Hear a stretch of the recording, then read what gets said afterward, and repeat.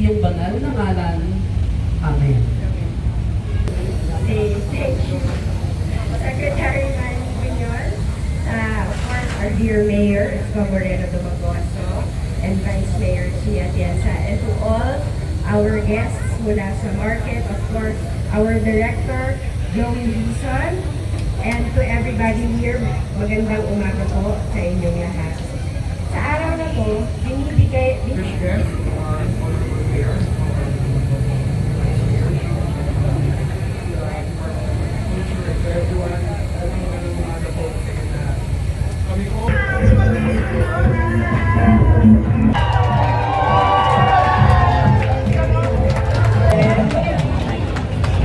Senior citizen ng market administration.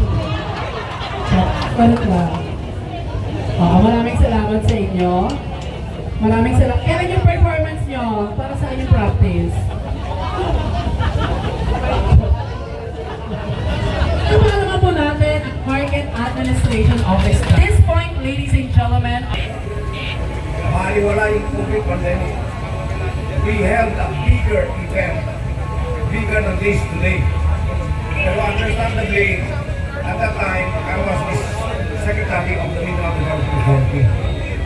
Ngayon, hindi po kalakihan ng ating... Kamusta po kayo? Tama yung sinabi ni Director TJ Lison kanina, follow your nose. Dahil nung ako'y naglalakad papunta dito, ang sinundan ko yung amoy ng durian. Paborito ko po yun, kaya alam ko magiging magandang araw po ngayon.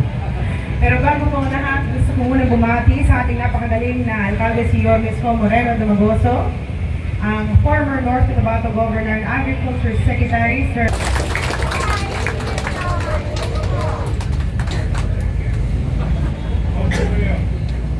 Sa bawat sentimo, piso, o kita na masisig ng mga mamimili ng Tagalugsod ng Maynila ay napakalaking bagay sa bawat pamilyang Manila. Today's event, we want to make it that dream to come true. Maibsan ang mga tustusin sa pangunahing bilihin ng bawat pamilyang Manila. And to do that, we need to create and build relationship directly with the one who produce it. Lalong-lalo na ang pangunahing pagkain ng bawat Pilipino, hindi lang ng Manileño, ang bigas. At as you heard, former Secretary Piñol, Maria! Thank you. maraming salamat po. Muli po pala po. 3, 2, 1! Opisyal na pong bukas ang Mindanao Fruits and Food Festival.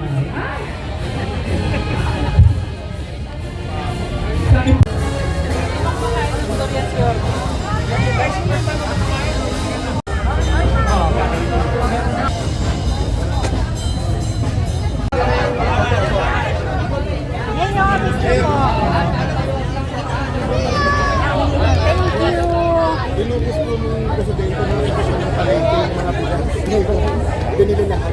Sarap. Kasi nga langka yung buto niya. Pwedeng hapon. So parang ang buto siguro na tinumbay nila paggawa. Ang sarap. Pwede naman po. Kaya lang.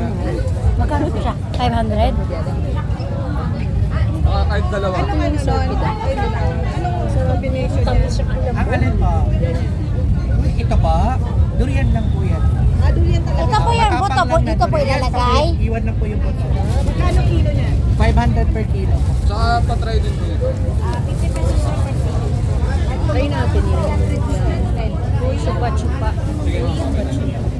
Hinog, pwede na po ba Ayan, kainin cutter. yan? Cutter po. Hinog na po ba yan? Suya. Sir, Ah, 1,000 po. pwede ako bumili dalawa. Ito, Hindi po. 50 pesos, tikman niyo po. Iwan niyo yung buto.